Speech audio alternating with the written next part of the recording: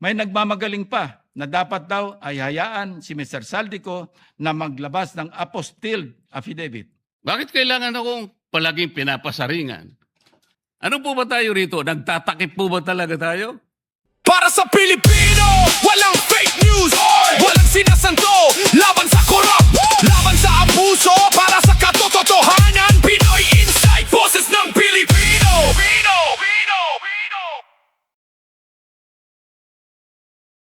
Away. This 400-year-old proverb applies to everyone, bar none.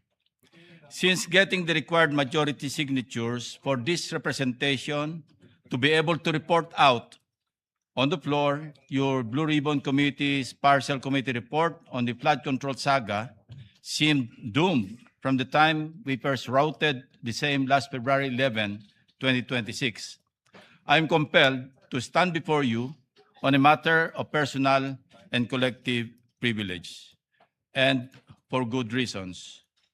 As we speak, the country's heat index is at its peak, but the Filipinos' anger burns hotter.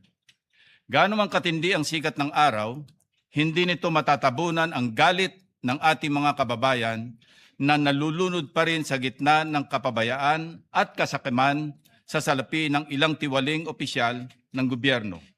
10 ng kanilang mga kasapakat na kontratista dulot ng flood control scam. Sa Barangay Mercado, sa bayan ng Hagonoy, Bulacan, ang baha ay bahagi na ng buhay. Wala nang ginawa ang mga estudyanteng pumapasok sa eskwela, mga namamalakayang pumapalaot at manggagawang araw-araw kumakayod, kundi lumusong at maabala sa hindi masawatang baha. Sabi nga ng isang residente doon, kung pinag-aralan lamang ang pinaggagawa nila, hindi kami magdurusa tulad nito. Sawang-sawa na kami. Habang sila ay nakahiga sa kama, kami ay nakahiga sa tubig baha. Sa kasamaang palad, magpapatuloy pa rin ang siklo ng paglilimas, paglusong, at pagbubuwis ng buhay at kabuhayan ng mga taga-Barangay Mercado tuwing sasapit ang tag-ulan. Mr. President, Filipino families in more than 30 provinces with high and medium-high exposure to flooding across the country are sure to be flooded in months to come, at risk of losing their livelihoods and lives. Our country stands to lose about $89 billion between 2022 and 2050 due to floods and tropical storms.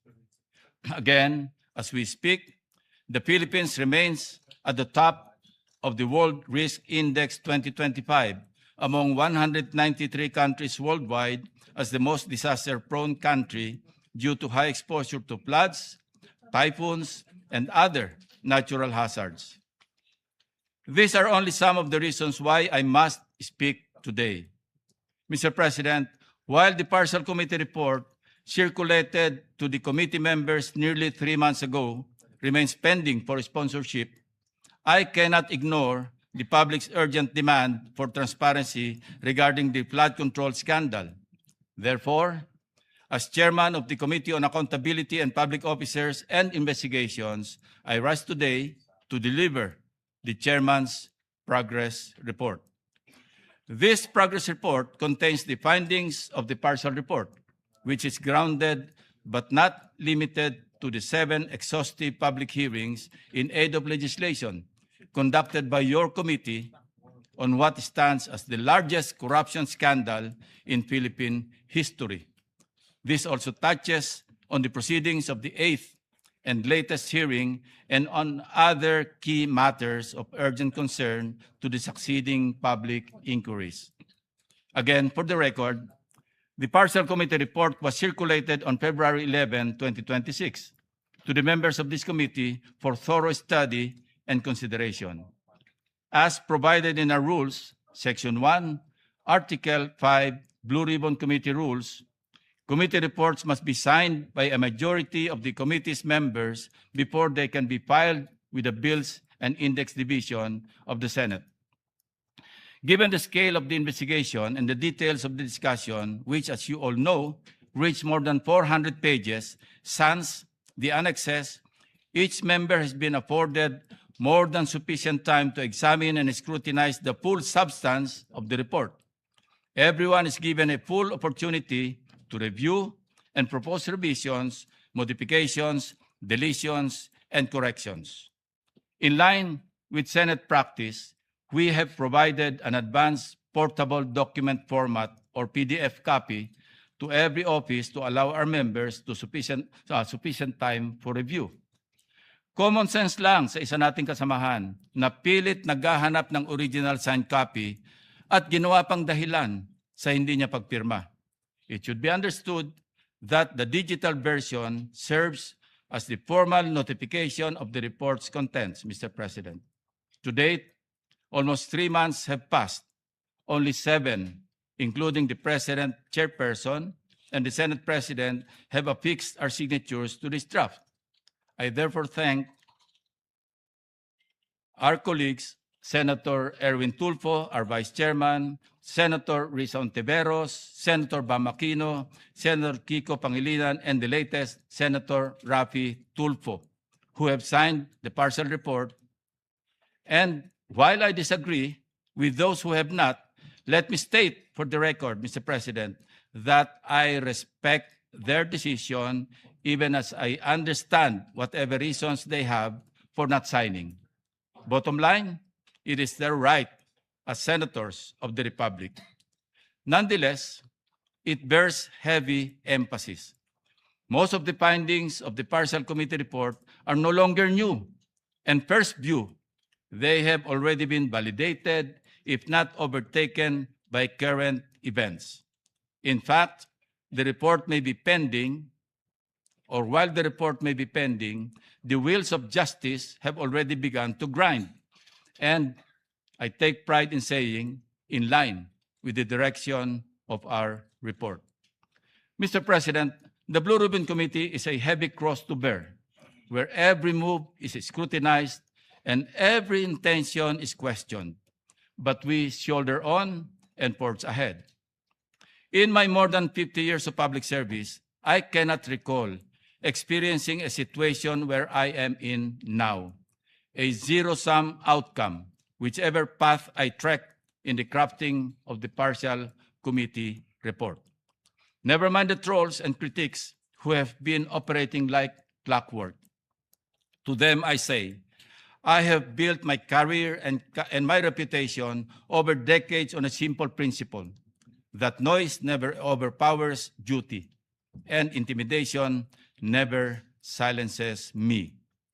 Set aside, if they must, the fact that I have spent my entire public service career refusing and resisting all forms of corruption, from rejecting bribes from illegal gambling operations and other unlawful activities during my law enforcement years, let alone the pork barrel system which plundered our nation and was later declared by the highest court as unconstitutional, not to mention my consistent rejection of lobby monies in as many instances related to certain pieces of legislation. Disregard, if they can, the decades I have spent in the trenches as a budget watchdog and a relentless buster of abuse of power. If my track record of integrity is to be ignored today, then let the evidence speak where my history is silenced by the critics and the trolls. In the course of drafting this report, my guidance to my staff was unequivocal, that we adopt a single standard in laying down the committee's findings. We go where the evidence leads us. Before we dive into the findings, let us be very clear in plain, simple terms. We are not here to indict, much less convict, or hand down a final judgment. Hindi po ito isang hatol. Rather, we're establishing a standard of clear indicia, as lawyers call it, to assist in whatever way we can the proper authorities who shall independently evaluate these findings, determine probable cause, and take the necessary legal actions. Halimbawa, sa kaso ng isang ng ating kasamahan na Senator Jingo Estrada, ay mayroong bagong development na naganap sa pamamagitan ng LBRMO na nagpahayag na hindi si Senator Jinggoy ang proponent base sa record ng mga proyektong una nang naiugnay sa kanya.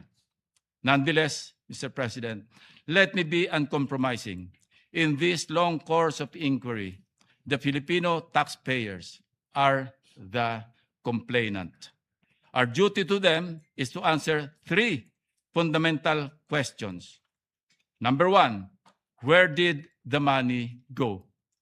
Two, how was this corruption executed? And three, how do we fix the system so it never happens again? Mr. President, this all seems like deja vu. We have seen this before. The history of corruption in the Philippines reflects a cyclical process. It does not disappear when exposed. It adapts and mutates to survive. The flood control crisis is the reincarnation of the 2013 Priority Development Assistance Fund, or PDAF scam, but in a bolder scheme. It serves as a scathing indictment of the failure of our institutions to deter corrupt machinations. The enterprise remains unchanged in essence, similarly orchestrated by a cabal of officials led by legislators and their co-conspirators within the government and in the private sector, only with a diversified format and modus of thievery, timing, and language.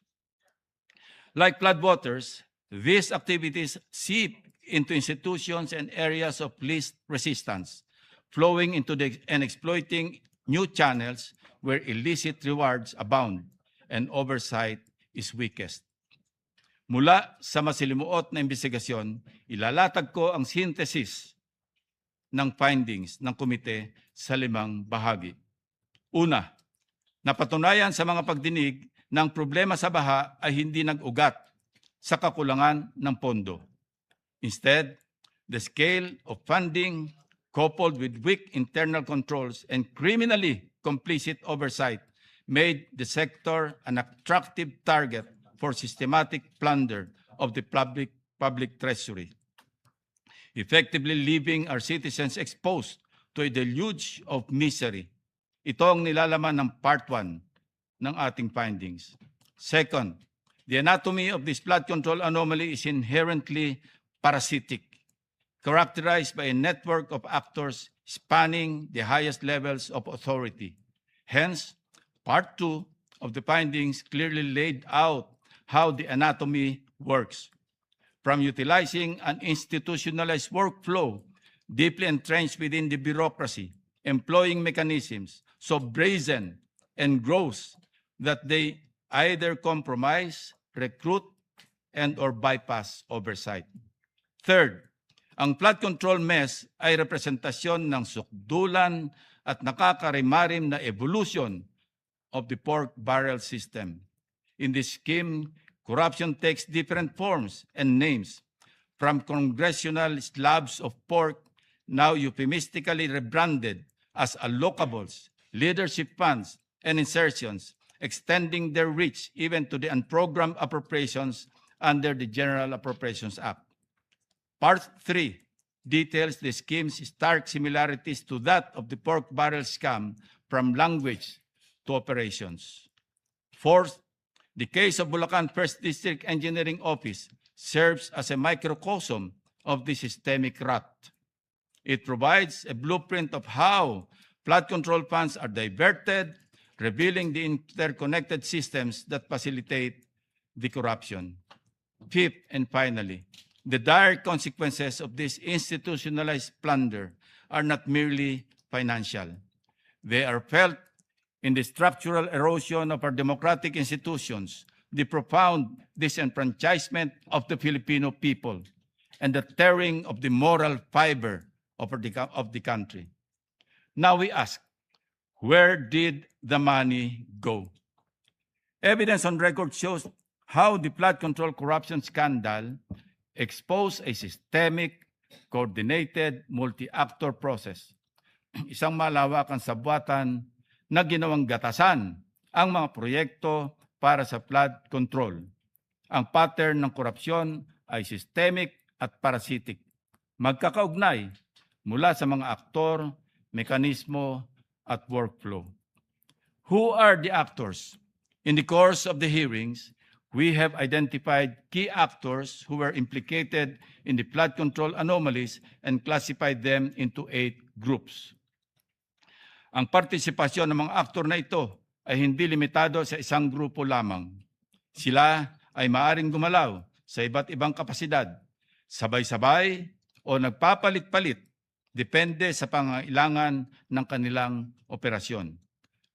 Nariyan ang mga proponents, mga opisyal ng gobyerno na kinikilalang quote-unquote may-ari ng proyekto at tumatanggap ng average na 15 to 30% na kickback.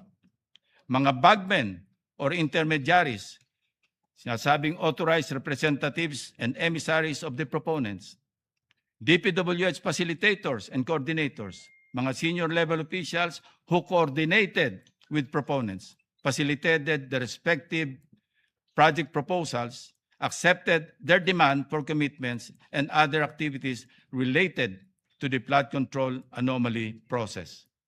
DPWH Group, syndicate groups implementing the project tulad ng Bulacan First District Engineering Office at Oriental Mindoro District Engineering Office. Tinuturing ding active actors ang mga contractors. Sila ang namumudmod ng commitments o suhol sa mga proponents at iba't ibang grupo na kasabwat sa anomalya. Madalas, sila ay nagbibigay din ng advances bago pa man ma-award ang project. Hindi nga ba namangha tayong lahat, Mr. President, nang matuklasan natin sa isang pagdinig ang pahayag ni Sally Santos ng Sims Construction na magkasunod siyang nag-withdraw noong Marso at Abril 2025 sa isang land bank branch sa Bulacan ng tig 457 million pesos na cash na kanyang binigay kay Bryce Hernandez at mga kasabwat nito sa First Bulacan District Engineering Office. Ang iba pang mga aktor ay kabilang sa executive branch, bankers at constitutional oversight group. These actors thrive in the vulnerability of our systems and institutions. Now, how was this corruption executed? Himay-himayin natin ang mga teknikal na paraan kung paano ninakaw ang pera ng bayan. These are specific mechanisms of corruption. Ang mga makinaryang ginamit para pabilisin ang pagnanakaw at pahinain ang ating sistema. Nariyan ang ugat ng problema, ang proponent system. Meron pang mandatory fixed percentage, commissions, kickbacks paid in cash, rigged bidding and favored suppliers at in-house contracting. Ilan lamang ito sa mga sistema ng flood control scam. This corrupt system exploited the very foundations of our fiscal governance through its institutionalized workflow, mula sa budget formulation at authorization, kung saan sinisimulan ang pagmamanipula, procurement and implementation, kung saan ang mga kontrata ay binibigay sa mga kasabwat na nakawan, hanggang sa oversight phase na kung saan nagmimistulang pikit mata sa katiwalian ang mga opisyal ng gobyerno na dapat ay sumusubaybay at nagmomonitor sa mga proyekto. This scheme exploited systemic and institutional weaknesses in budget formulation, authorization, implementation, and oversight. Testimonies and documents reveal that a wide range of public officials, from legislators to frontline officials, as well as private sector co-conspirators, were complicit in various ways, either by approving dubious projects, signing off on ghost projects, or failing to enforce and procurement and performance standards and accountability safeguards. Next, Mr. President, how do we fix the system so it never happens again? Ang pinakamahalagang bahagi ng report ng komite ay ang mga reforma sa sistema, batas at proseso sa pamamagitan ng legislative proposals. We focus on two pillars. First, budget-related proposals. Tanggalin ang anumang uri ng allocables and leadership funds na pinauso ng DPWH upang mapaghati-hatian ang pondo. This is a pork barrel incarnate and it clouds our fiscal transparency. We also suggest itemizing unprogrammed appropriations, strict compliance with the release of unprogrammed funds, and public disclosure of excess revenue certifications for the use and release of unprogrammed appropriations. Given the massive scale of controversies, particularly under the 2024 appropriations, we may also consider abolishing the unprogrammed funds altogether. We are also calling for the vertical and horizontal convergence of infrastructure planning across government agencies, both at the national and local levels, and crucially, enhance public participation and legislative transparency. Second, our accountability and anti-corruption proposals. Primary to this is the amendment of Republic Act number 6770 or the Ombudsman Act of 1989, which includes A, creation of an anti-corruption law enforcement service in the Office of the Ombudsman and providing incentives and protection to whistleblowers. B, expanding the authority of the Ombudsman to deputize private lawyers as special investigators and prosecutors. And C, fiscal autonomy laws for the Office of the Ombudsman and the Commission on Audit. This is in line with the precedent of giving fiscal autonomy to the Supreme Court as provided under Republic Act 12233 or the Judiciary Fiscal Autonomy Act. We won't allow another fiscal intimidation faced by COA in 2020 when its appropriations were held hostage as for later release or FLR. For too long, our laws had more holes than a sieve. We are here to plug them. Ang ating sagot sa mga contractors. We will define beneficial ownership and conflict of interest so that no legislator can hide behind a corporate veil. We will also push for a law defining and penalizing the crime of infrastructure fraud and bid rigging in the award of public infrastructure contracts. We also propose authorizing the Ombudsman and the Secretary of Justice to issue whole departure orders for those involved in large-scale corruption. No more fleeing before justice is served. We likewise propose a strict prohibition and higher penalties against government employees gambling in casinos. Titiyakin natin na wala ng BGC boys na magwawaldas ng limpak na salapi para linisin o ilonder sa kasino. As a measure of accountability, we will pass a law for the digitalization of SALEN and PDS and a law for the comprehensive whistleblower protection measure to strengthen oversight of government projects. On accountability, we observe that state auditors are physically based in the agencies they audit and receive substantial perks from those agencies such as office space, supplies, personnel, and cash gifts, among others. These arrangements create familiarity, which limits our state auditors' ability to conduct a legitimate audit and in many cases creates conflicts of interest.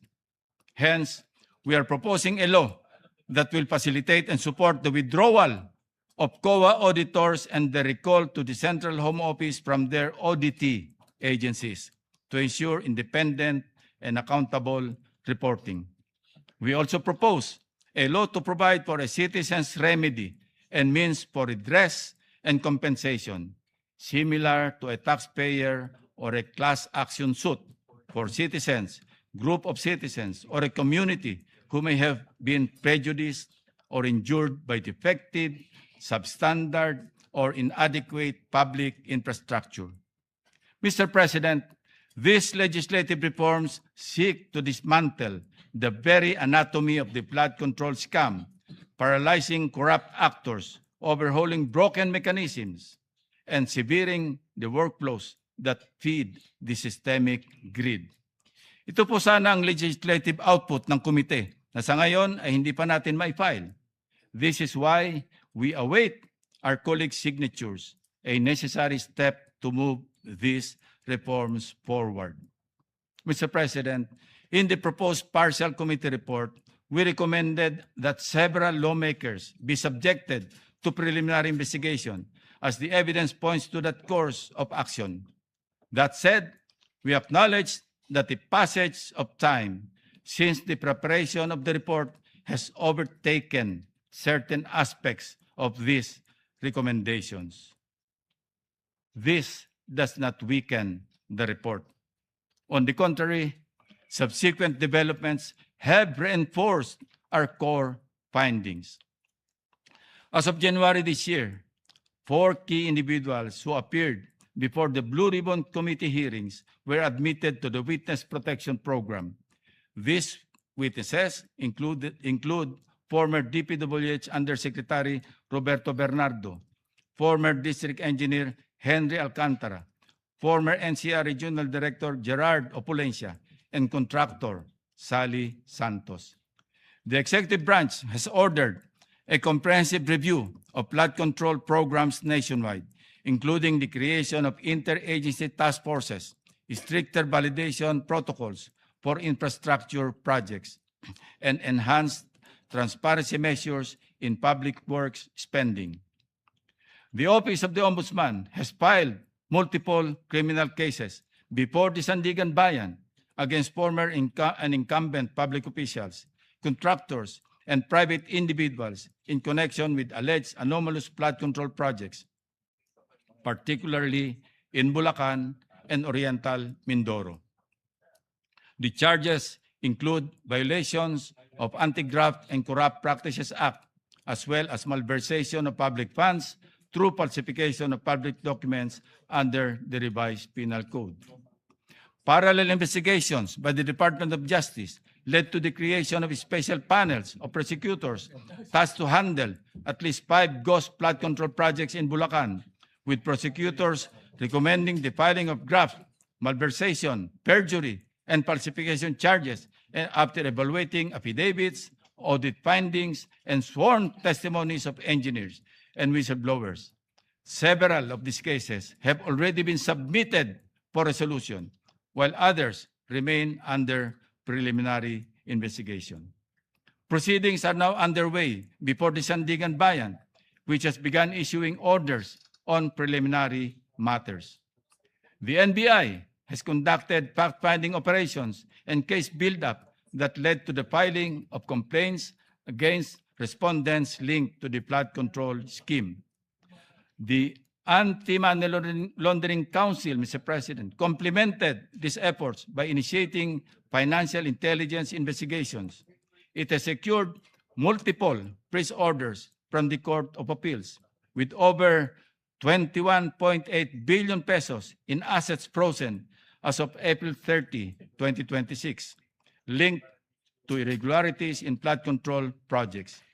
It has also preserved a total of 2.5 billion pesos worth of assets. Freeze orders have been issued against numerous individuals, including former Speaker Martin Romualdez, business associates, and corporations. Sa tagal na mai-report out ang nangyayari na po ang mga rekomendasyon at findings ng komite. Now, Mr. President, ako naman ang dinidiin ng mga kritiko, taliwas sa paulit-ulit na naratibo na ayaw ko daw imbitahan si Congressman Romualdez. Uulitin ko po, formal na inimbitahan ng komite ang dating speaker. The committee extended invitations to Representative Romualdez and other members of the House of Representatives whose names were mentioned during the hearings through the office of the current speaker. in keeping with established inter-chamber courtesy. These invitations were declined, with the exception of Representatives Toby Chanco and Leandro Lebiste, who voluntarily appeared before the committee. It must be emphasized that no member of Congress has ever been subjected to a subpoena by either chamber. Such an act would risk undermining the balance and mutual respect that define bicameral relations. Suppose we follow such ludicrous suggestion made by one of our colleagues. Ang mangyayari po, si dating Speaker Romualdez ang magiging kauna-unahang kaso na sasalungat sa umiiral na interparliamentary courtesy. Ngayon, kung mayroon namang kapwa nating senador na iimbitahan o isusubpina sa pagdinig ng Kamara, halimbawa, may isyuhan ng imbitasyon o subpina ang ating kasama na si Senator Marcoleta ng House Committee on Justice if, hypothetically, mayroong investigasyon sa Kamara ukol sa kanyang di umano'y manumalyang Statement of Contributions and Expenditures or SOSE. Handa po ba ang liderato ng Senado at si Senator Marcoleta na baliwalain ang interparliamentary courtesy na umiiral mulat sa pool sa Kongreso? Maalala natin, noong 2024, inimbitahan ng Kamara si Senator Ronald Bato de la Rosa sa pagdinig ng war on drugs. Gayunpaman, hindi siya dumalo. Sa payo na rin ng dating Senate President Chis Escudero bilang pagpapahalaga sa inter-chamber courtesy. That is why I always emphasize, Mr. President, that this is not merely a matter of practice. It is grounded in principle. In his separate opinion, in Francisco versus House of Representatives, GR number 160261, November 10, 2003, Justice Dante Tinga explained, and I quote, "While interchamber courtesy is not a principle which has attained the level of a statutory command, it enjoys a high degree of obeisance among the members of the legislature, ensuring, as it does, the smooth flow of the legislative process," unquote. In light of this, the continued observance of interchamber courtesy is not optional, Mr. President. It is essential to preserving the independence, integrity, and proper functioning of each chamber. May mga individual rin na pilit na nagpapakalat ng maling impormasyon na di umano'y pinipigilan naming pagsalitain si former Congressman Saldico. Nais ko pong linawin, Mr. President, distinguished colleagues, na inimbitahan ng komite at inisyuhan pa nga ng show cause order at subpoena si Mr. Saldico. May nagmamagaling pa na dapat daw ay hayaan si Mr. Saldico na maglabas ng apostilled affidavit o lumahok sa pamamagitan ng Zoom meeting. Si Ginoong Saldico ay hindi nagpapadala ng anumang request sa komite para humiling na accommodation para sa isang virtual meeting mula sa loob ng Philippine Embassy. Sa katunayan, ako pa nga ang unang nagmungkahi na maaaring pag-aralan ang posibilidad na magtungo siya sa embahada upang doon magtestify sa pamamagitan ng Zoom habang under oath. Subalit, ang ating kasamahan mula sa minorya na si Senator Ronald Bato de la Rosa ang mismong nagpaalaala at nagbabala laban sa hakbang na ito. This caution makes sense, Mr. President. Kung siya ay nagtestify sa loob ng Philippine Embassy at mapatunayang nagsisinungaling at ma-cite in contempt of the Blue Ribbon Committee, kaya ba siyang ipakulong o i-detain ng embahada sa loob mismo ng kanilang gusali? Dahil dito, Mr. President, ang tanging paraan lamang upang tanggapin ng komite ang mga pahayag ni Saldico ay ang pagbabalik niya sa Pilipinas at personal na pagdalo sa pagdinig. Nais ko ring tugunan ang mga kritiko ng ilang gumagamit ng issue ng 67 contractors bilang dahilan upang hindi pirmahan ang ating partial committee report. Liwanagin ko lang po muli, hindi ko kailanman sinabing hawak ko ang listahan ng mga contractors na ito. To set the record straight, ang makailang ulit ko nang nabanggit ay ang impormasyong ibinahagi lamang ng isang congressman, walang detalye kung sino-sino. Kung mayroon mang may hawak ng impormasyon o kung kaya nilang tukuyin ang iba pang mga contractors na ito, katulad ng ginagawa ni Ombudsman Remulla, name them. If you have the evidence, present it. If you know the perpetrators, expose them. The committee will provide the platform for you. Our recommendations are, by design, recommendatory and conditioned on independent investigation. Kung mali ang aligasyon, the process clears them. Kung totoo, the process convicts. With due process and accountability, makukulong ang dapat makulong. Para klaro sa publiko, laman ng ating committee report ang menu ng mga posibleng kasong kriminal na pwedeng isampa. Depende sa ebidensya, ang mga prosecutors ang pipili ng nararapat na sakdal batay sa kanilang sariling pagsusuri at pagkilala sa mga ebidensyang naipasa na at ipapasa pa ng komite. Gayun din sa iba pang mga patunay na kanilang makakalap sa proseso ng case build-up o kaso ng DOJ o fact-finding at preliminary investigation naman kung sa ombudsman. Una, malversation sa ilalim ng Article 217 ng Revised Penal Code.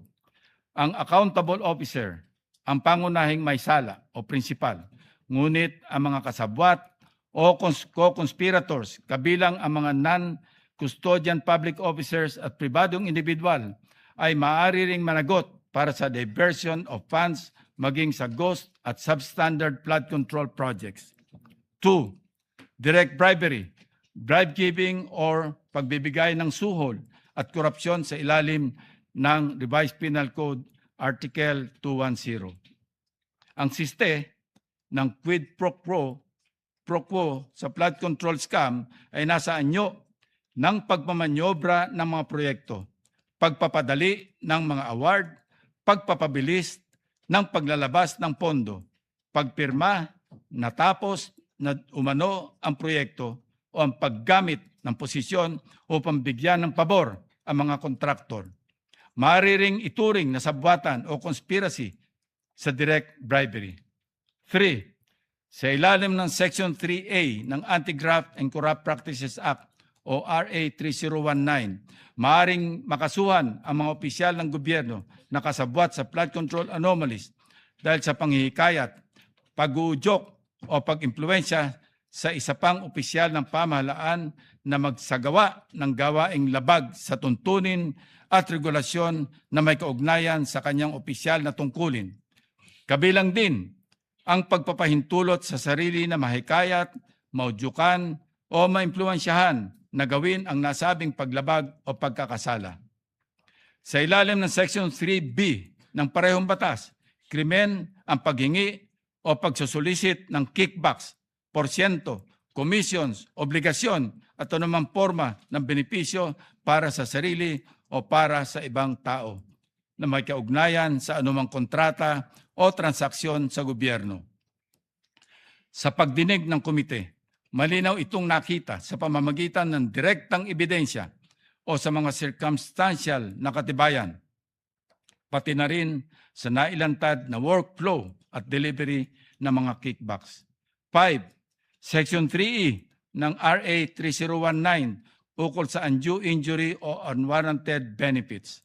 Nailatag din natin ang labis na pinsala sa pamahalaan dulot ng ghost at substandard projects, gayon din ang pagbibigay bentahe o pabor sa mga private parties tulad ng mga flood control contractors mula sa rigged biddings, favored suppliers at manipulasyon ng procurement services. Lahat ng mga nakibahagi na takers, negotiators, pati na ang mga tumatanggap ng royalties, padulas o sahod sa mga bidding ay kabilang dito. 6. Plunder sa ilalim ng Republic Act 7080. Gayong hindi tayo magbibigay hatol kung sapat na ba ang threshold para sa kaso.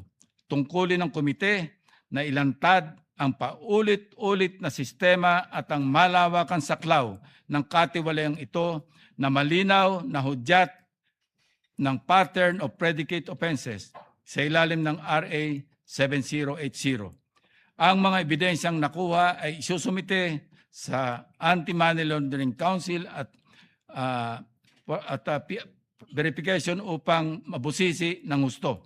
7. Money Laundering, RA 9160 at AMLAC Bank Inquiry, Freeze and Forfeiture. Batay sa nakalap na ebidensya, mariing nirekomenda ng komite ang referrals para sa AMLAC fact-finding, kabilang na ang Bank Deposit Freeze Order application sa Court of Appeals at ang pagsusuri sa mga bank account bisa ng utos ng Court of Appeals.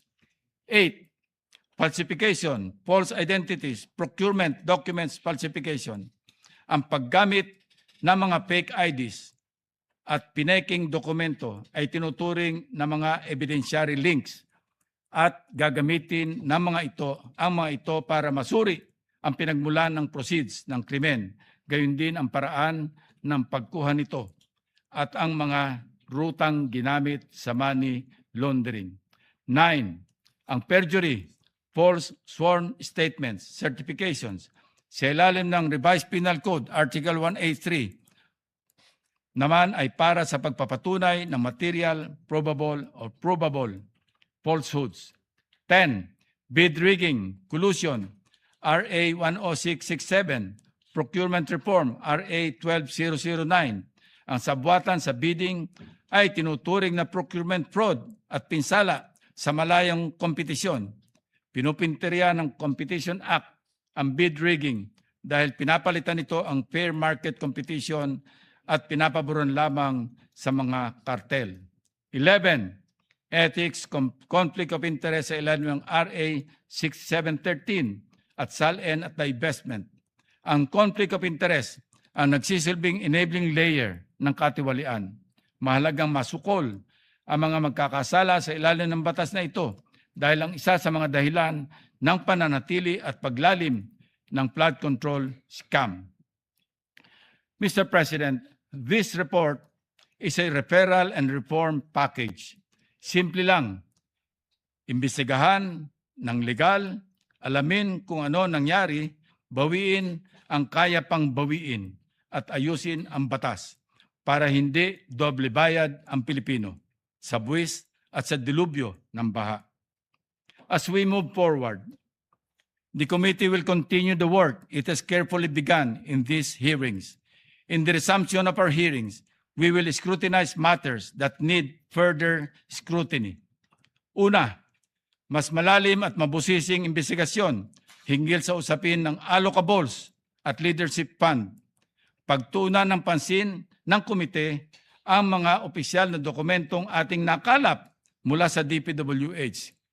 Kabilang dito ang mga sulat galing sa mga mababatas na maaaring pag-aralan para magpakita ng paper trail na nag-uugnay sa mga flood control projects. What you see here, Mr. President, are just random letters from our files. Magpapadala na rin pa rin po tayo ng formal na imbitasyon kay dating Speaker Romualdez sa pamamagitan ng kasalukuyang Speaker ng Kamara upang bigyan daan ang kanyang panig at paglilinaw hinggil sa mga aligasyong ibinabato laban sa kanya. If and when Saldico is returned to the Philippines, we are prepared to bring him together with his former staff, including former members of the military. This step will ensure that the committee's findings remain fair, balanced, and firmly grounded on facts and evidence. Mr. President, the road to full accountability is long, but we must start to agree somewhere. This chairman's report is a decisive step forward. We owe it to the witnesses who spoke up, to the experts who provided evidence, and most importantly, to the millions of Filipinos who find themselves neck deep in floodwaters every time a storm hits. We cannot let their efforts and ours go to waste, Mr. President. In the interest of orderly and more comprehensive discussions and productive deliberations, and to avoid redundant and repetitive clarificatory questions that may be posited by our colleagues, I reserve my right to address any and all interpellations after my sponsorship of the still pending partial committee report. Dalawa na lang po, 2 or 3 more.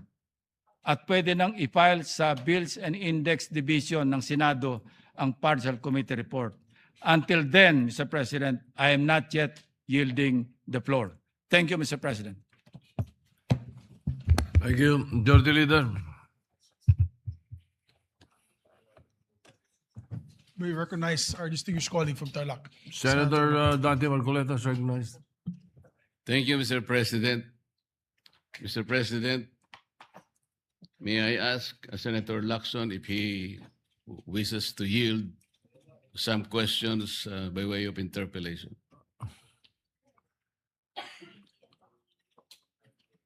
Senator Lacson. I'll say it again, Mr. President. Until the partial committee report is submitted or filed with the Bills and Index Division, and until after I have sponsored the partial committee report, I'm not yielding the floor. Mr. President, that is very highly unusual. Why would Senator Lacson make a precondition that the partial report should be signed by at least a majority of its members before he can yield May, the interpellation? yes. May I place on record that it is the prerogative of any member of the Senate to yield or not yield. As a matter of fact, in my many years here, Senator Miriam Defensor Santiago, and I'm sure Senator De Estrada is well aware of this, who was with me. Senator Miriam Defensor Santiago, every time she delivers a privileged speech, does not entertain any interpellation. Yes, And Mr. it is President, her- but it this is her is prerogative. this is different. And then, Because if as I said, it is the prerogative of Senator Santiago, and it is likewise the prerogative of Senator Lacson, because he wants that, as he mentioned, he wanted that his partial committee report be reported out and sponsored before he can answer any questions to that effect. Mr. President, if Senator Lacson would just say that he doesn't want to be interpellated, that will be okay with me. But he should not make a precondition that his unwillingness is conditioned upon whether or not the partial report should be signed by the majority. This is very unusual, Mr. President. Yes, we respect your opinion. And because he doesn't want to be interpellated, may I just be given the opportunity to make manifestation because my name was mentioned. Of By course, Senator Lacson. of course you may. Go Thank ahead. you, Mr. President. Mr. President, I cannot speak for our colleagues why they hesitate or even refuse to sign the partial report he allegedly disseminated to the members. But as for myself, Mr. President, I cannot sign a partial report. A partial report is basically unfinished. An unfinished report cannot be assumed to have contained the final and collective judgment of all the members. This is very basic, Mr. President. Secondly, I did not heed my reasons why I cannot sign the partial report. I delivered a privileged speech some time ago, Mr. President, outlining the reasons, therefore. Number one, I was expecting the chairman of the Blue Ribbon Committee to have conducted several hearings more. And in those hearings, he should have invited several persons whom I enumerated in my privilege speech. Namely, Yusek Adrian Bersamin, Yusek Jojo Cadiz, former Governor Luis Chavez Singson,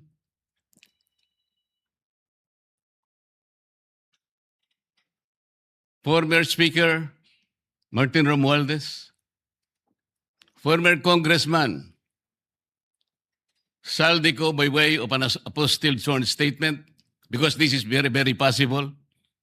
An apostilled sworn statement, Mr. President, as I have already advised the chairman of the Blue Ribbon Committee, is similar to a sworn statement notarized by the Philippine Consulate in any part of the world, because this apostilled manner or method of subscription was already adopted by the Supreme Court in one of its resolutions, Mr. President.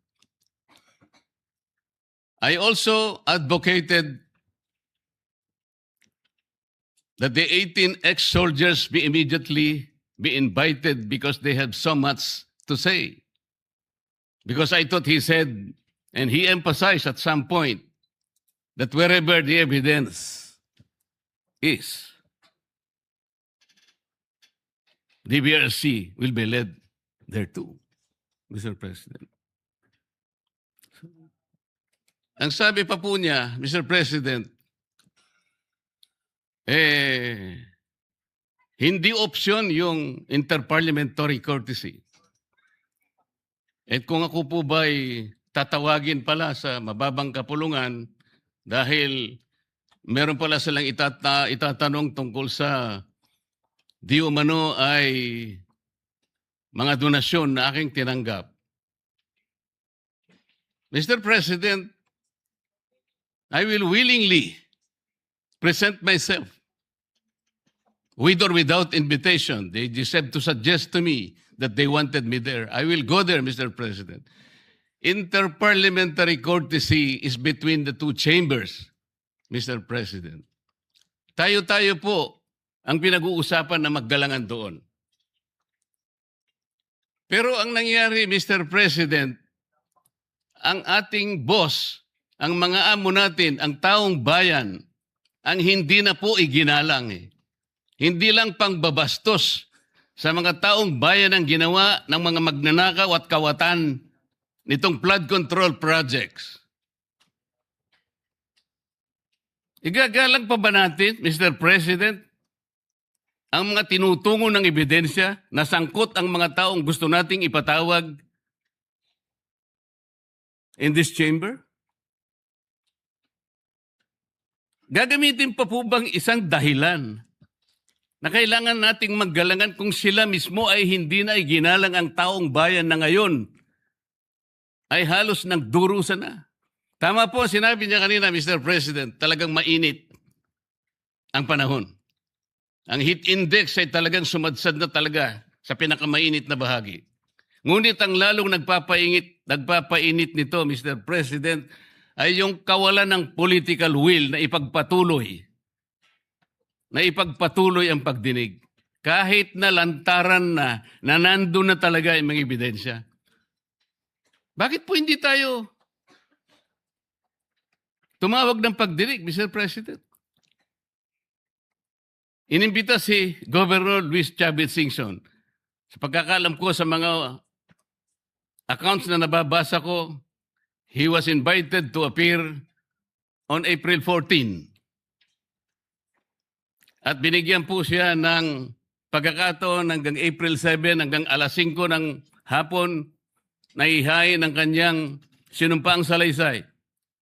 Hanggang alas 5 ng hapon, Mr. President.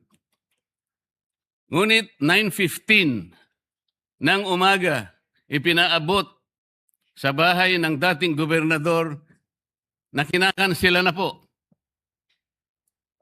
ang nasabing pagdinig. At ginamit pang dahilan,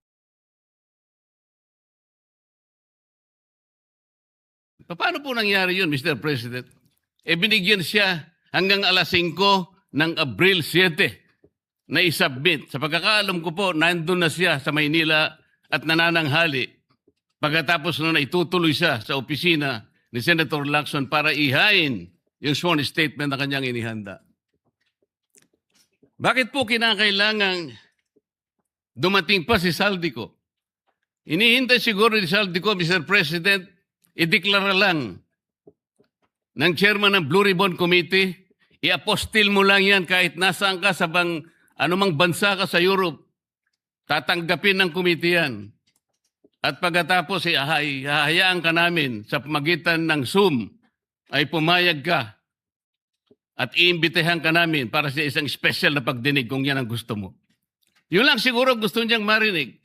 Bakit i-condition pa natin ang pagdating niya rito, Mr. President, kung yung apostille sworn statement is sufficient enough for him to do just that? Ano po ba tayo rito? Nagtatakip po ba talaga tayo? Mr. President, kayo po ay maaring makapagtestigo sa sasabihin ko. Nung isang araw po, pinuntahan ko kayo sa inyong opisina at may binanggit po akong isang bagay na maaring makatulong sa atin kung paano kilalanin si Senator Lacson. Binanggit ko po sa inyo, Mr. President, ng buong katapatan nung ako'y wala pa po sa Kongreso, wala pa po sa public service, nakilala ko po si Senator Lacson bilang chief ng PNP. Nabanggit ko po sa inyo, Mr. President, sa ating pag-uusap sa inyong opisina. Mula noon, nung makita ko siya, lalong-lalo na po dun sa episode na pinatawag po niya, ang lahat ng kinaukulan na merong mga nakaw na sasakyan, mga karnap na sasakyan.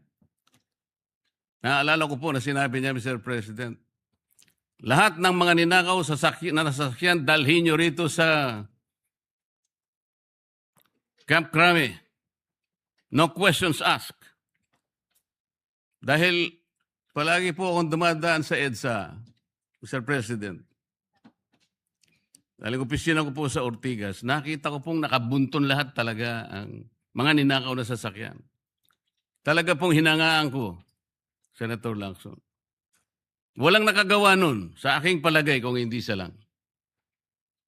Di ba, Mr. President, sinabi ko pa sa'yo, sayang wala nakako yung aking kaibigan, yung dating mayor ng Marikina, Bayani Fernando. Dahil kinausap ko po siya. Sabi ko, Bayani, alam mo, yung ginagawa mo sa Marikina, gusto ko rin eh. At yung ginagawa ni Chief PNP, Ping Lacson, gusto ko din yun. Ayaw mo ba siyang kausapin na kayong dalawa tumakbo? Si Ping Lacson ang president, ikaw naman ang vice president.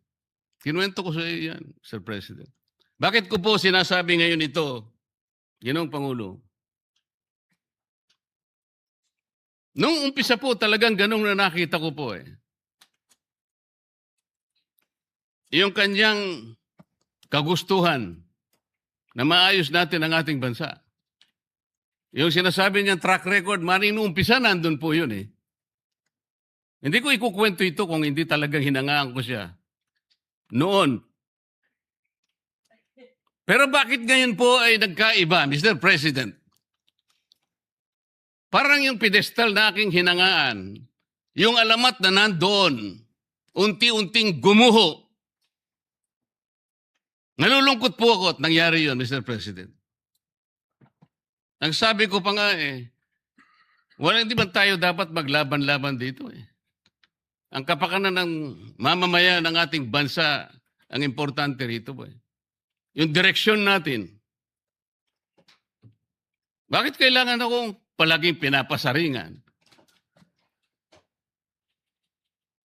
Hindi naman po ang aking kagustuhan eh. Kung sino yung dapat na sumikat o sino yung dapat magpasikat, hindi po yun eh. Isa lang po ang sikat dito, Mr. President. Ang taong bayan na pinagsisilbihan nating lahat. Doon po natin ituon ang lahat ng ating makakaya, ang lahat ng ating energy. Malampasan sana natin ang problemang ito. Ngunit yung hindi po pagganap sa tungkulin. Yun po yung hinahanap ng tao, Mr. President.